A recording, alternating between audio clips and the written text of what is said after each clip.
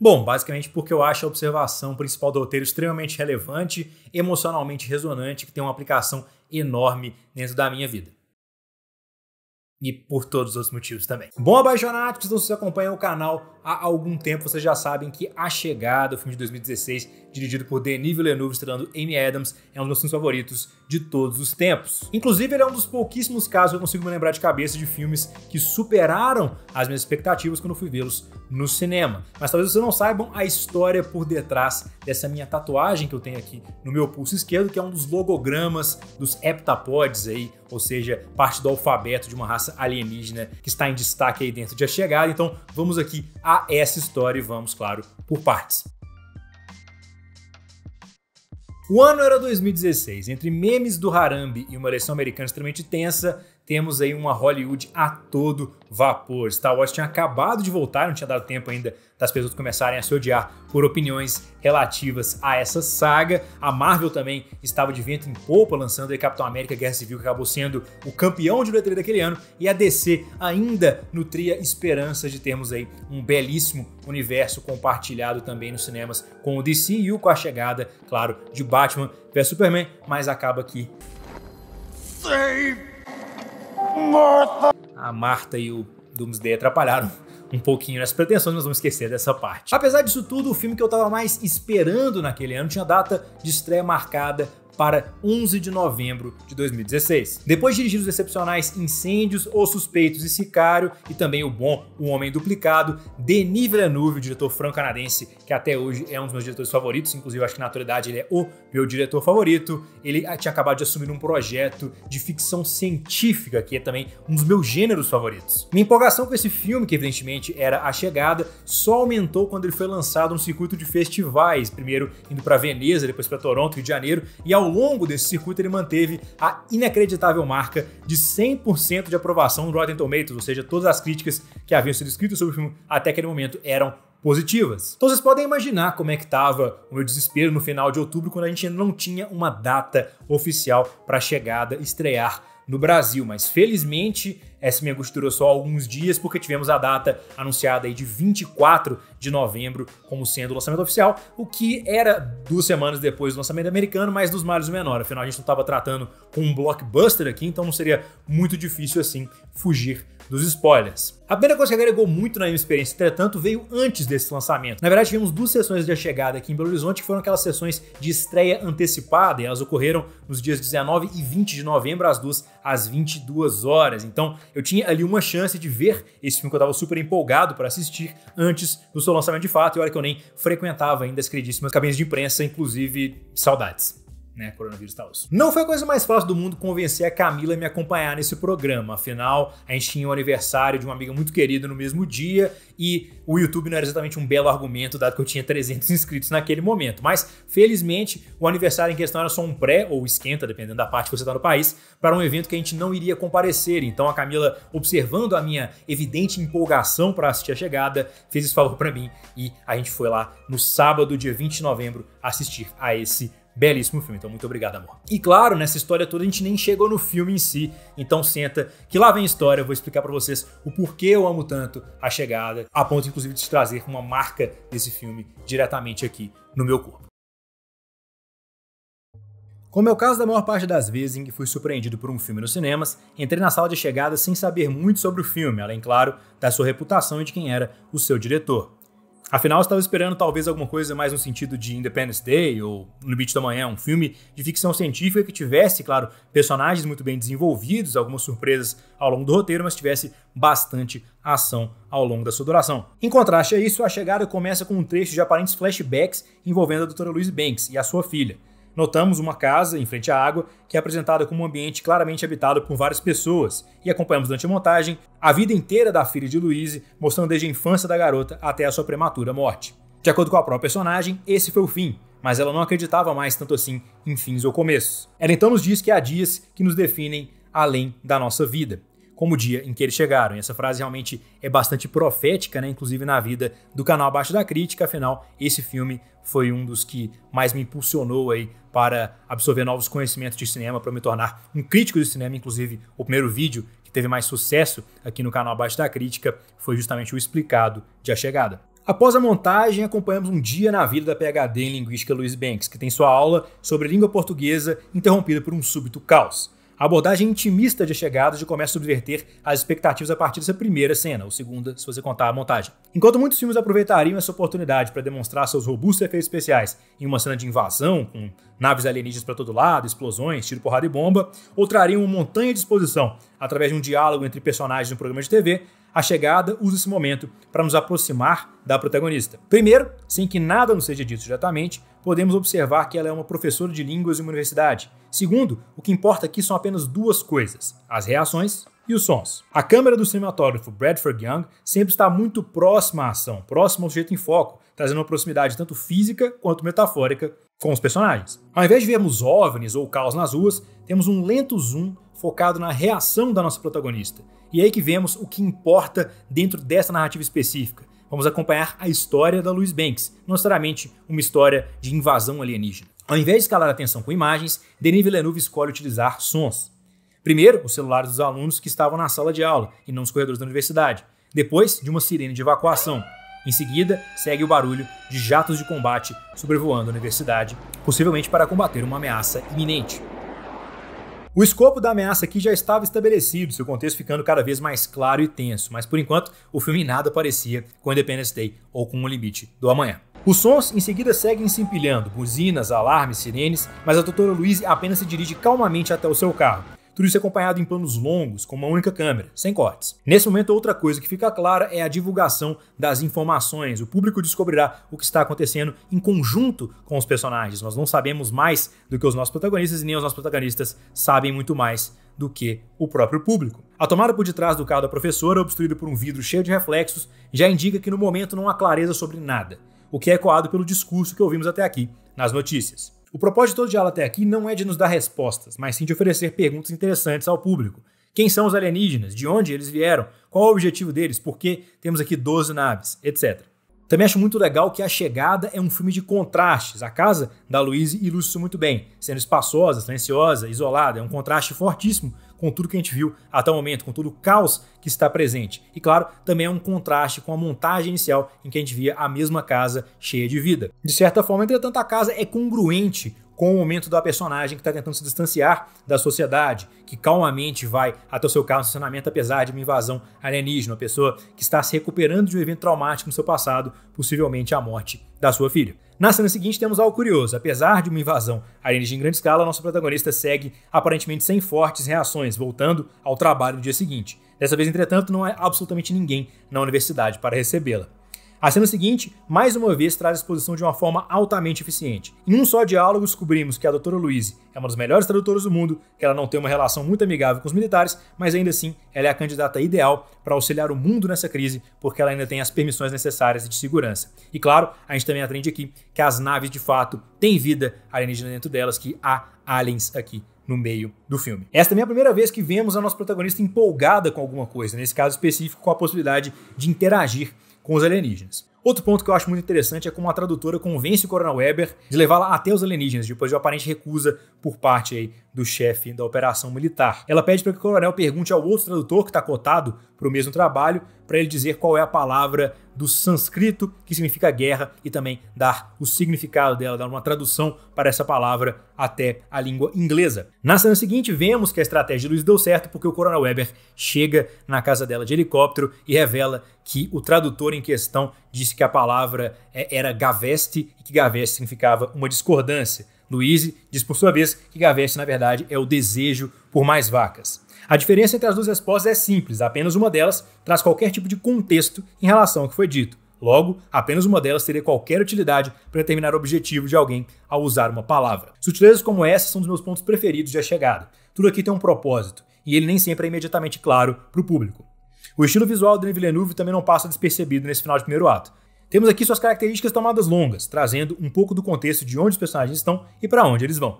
O que o roteiro faz com palavras, o Villeneuve ecoa com imagens. Os 90 segundos seguintes são brilhantes. Neles temos a apresentação do personagem Ian Donnelly, um físico teórico que auxiliará nossa protagonista na jornada adiante. Também estabelecemos um tom de competição amigável entre os personagens e os objetivos do filme, que são descobrir quem são os alienígenas e o que eles querem conosco. O primeiro ato termina com uma grande revelação.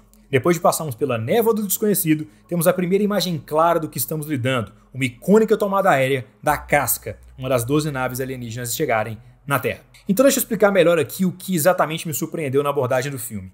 A Chegada é um filme com um incidente excitante de escopo global, mas sua história é íntima e focada. O roteiro, a parte visual, o som, a trilha sonora, tudo trabalha em conjunto para trazer uma enorme imersão, que é frequentemente acompanhada por uma constante escalada de tensão, gerada principalmente pela incerteza. O público aqui sabe o mesmo tanto que os personagens, e ainda temos o agravante de não sermos, na maioria dos nossos casos, físicos teóricos ou doutores em linguística para sacarmos mais rápido o que está acontecendo. O filme é genuinamente fascinante e a câmera sempre colabora. Temos aqui técnicas simples, desde a inversão da imagem até a utilização do dolly zoom, uma técnica famosa para demonstrar a instabilidade gerada por mudança na realidade vivida pelos personagens. O efeito aqui é utilizado de forma menos dramática do que em Vertigo ou Jaws, os filmes aí de Hitchcock e Spielberg, o que de certa forma aumenta ao invés de diminuir o seu impacto. O roteiro e a direção também abrem grande espaço para o mistério. Desde o formato e tamanho da nave, dos alienígenas e até seu meio de escrita, nada aqui é dado de bandeja ao cinespectador.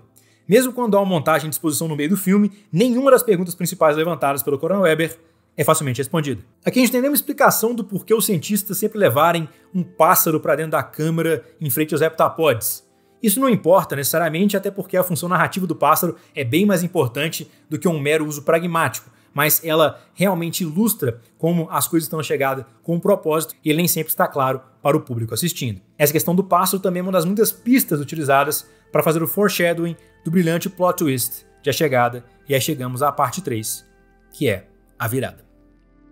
Até aqui não entrei em spoilers que prejudicariam a sua apreciação de A Chegada, mas agora chegou a parte do vídeo que trarei uma discussão aberta sobre a construção do plot twist do filme. Então se você ainda não assistiu A Chegada, vá à Netflix e depois volte para que podemos discutir mais, ou se não liga para spoilers aqui seguem vários. Se você quiser saber o final da história, com a explicação da tatuagem em si, eu vou deixar fixado nos comentários o minuto exato em que os spoilers acabam. Pois bem, o plot twist de Arrival foi o que me fez me apaixonar pelo filme, primeiro pela sua construção e depois pelas implicações que ele tem na história em si. Em relação à sua construção, é muito interessante como é que o roteiro manipula a nossa experiência prévia com o cinema para nos surpreender.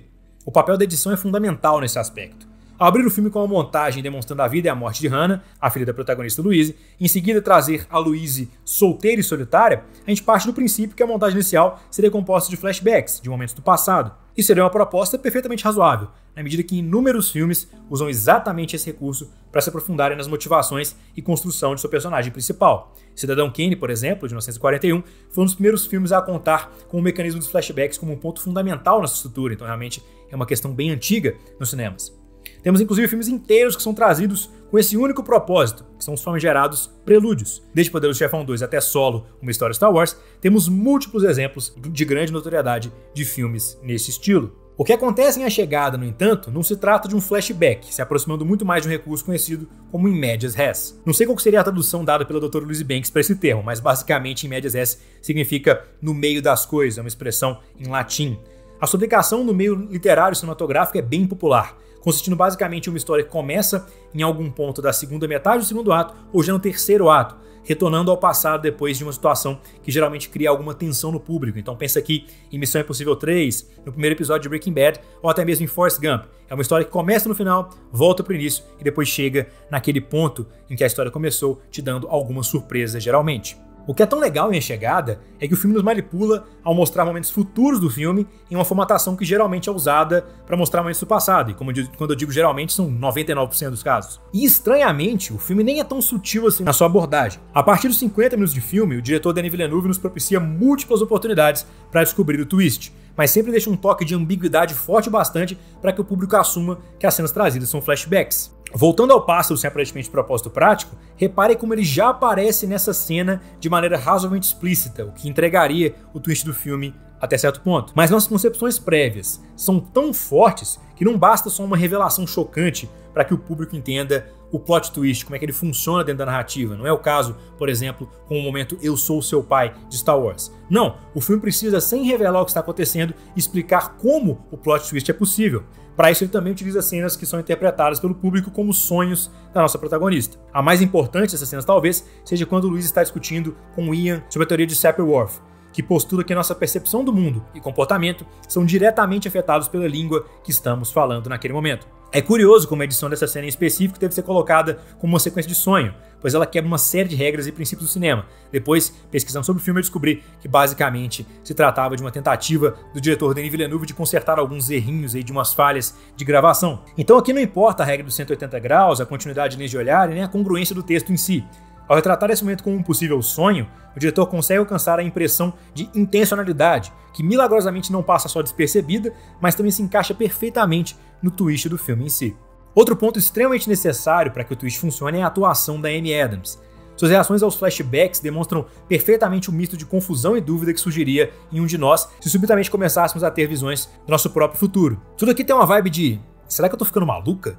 Uma pergunta perfeitamente razoável, dada a situação vivida por ela ao longo do filme. Não bastasse a Louise estar ensinando alienígenas a falar inglês e no mesmo processo aprendendo o heptapod, quanto mais ela se aprofunda na linguagem de Abbott e Costello, mais frequentes se tornam seus episódios de aparentes sonhos vívidos em que ela é a mãe de uma criança que ela nem conhece.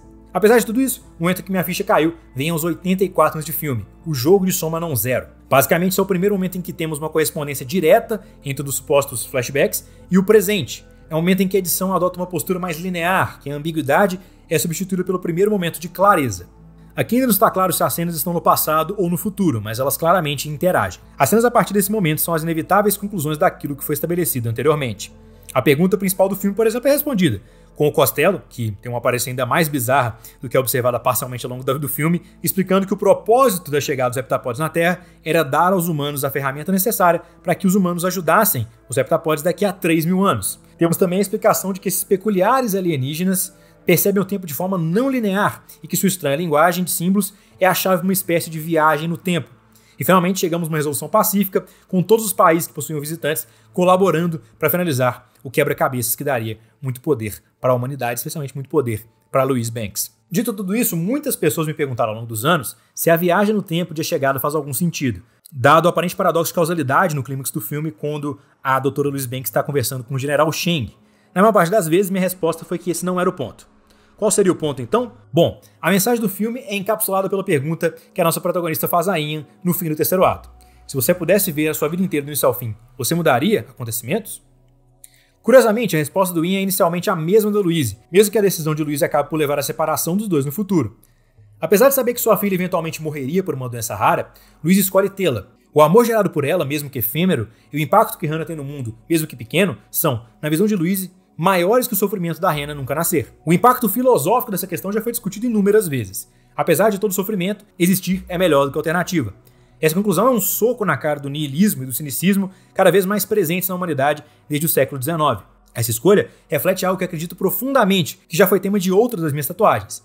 As pessoas que amamos sempre existirão enquanto uma única pessoa se lembre delas. Afinal, somos todos memórias. No caso da Louise, isso se manifesta de uma forma um pouco mais palpável, mas com um esforço mais profundo, quem sabe não consigamos enxergar o tempo da mesma forma que ela. Então, com todo esse contexto que eu trouxe ao longo do vídeo, eu imagino que tenha ficado bastante clara a motivação por trás da minha tatuagem de logograma de A Chegada, porque toda vez agora, claro, que eu olho pro meu pulso, além de ver as horas, eu tenho um lembrete ali permanente sobre a existência, sobre o tempo, sobre como o sofrimento existe, mas ele é uma alternativa melhor a não existir nada, né? É muito perigoso a gente pensar em evitar o sofrimento a qualquer custo, que isso acaba nos levando em um caminho extremamente destrutivo e que não valoriza as pessoas, a existência, coisas nesse sentido. E claro, também a tatuagem não existe num vácuo, né? Ela faz parte de outra tatuagem que eu fiz em conjunto, que homenageia o filme 12 Homens e uma Sentença. Então, se você tem interesse de saber esse contexto, esse significado, por que eu escolhi fazer essa tatuagem também, deixe aqui nos comentários, porque esse vídeo deu muito trabalho, mas ele também foi bem legal de fazer. Ah, vocês estão curiosos para saber qual logograma específico eu tatuei no meu pulso, né? Qual palavra da língua heptapode está aqui presente? Bom, eu vou pedir desculpas aos meus cinespectadores que são heptapodes, mas eu acabei assassinando a língua de vocês na medida que eu peguei duas palavras separadas, tempo e humano, e as juntei nesse desenho específico para ter esse significado que eu pontuei anteriormente.